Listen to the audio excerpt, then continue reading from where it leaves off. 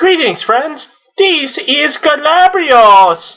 Thing about it is, British promoter Frank Warren reportedly has made an offer to match his fighter heavyweight Dereck Chisora against the unbeaten Golden Boy Promotions heavyweight Deontay Wilder for a fight that would take place in the summer if Golden Boy accepts the offer. Now, Warren said in his column that, quote, there isn't a real name of substance on Deontay's CV. He looks screwed and open. I'd heavily backed a fit and fired up Dereck Chisora to tame him. I've already made the Yanks a substantial offer to return here to the UK this summer.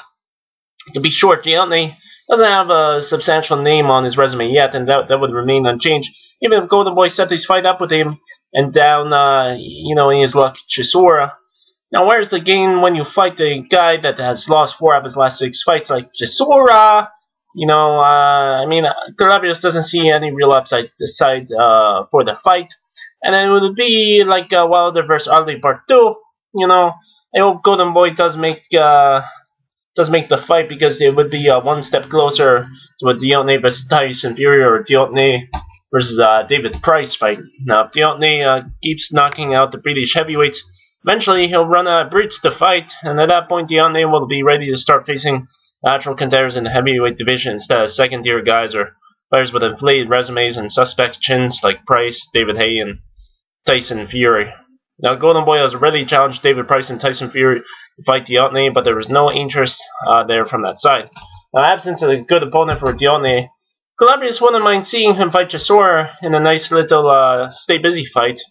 I can't see Chisora basically lasting much longer than the 3rd round.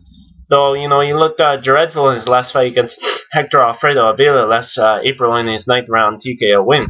Now, Chisora appears to be going downhill in my estimation from the fighter that gave an injured WBC heavyweight champion Vitaly Klitschko and an injured Robert Helenius problems.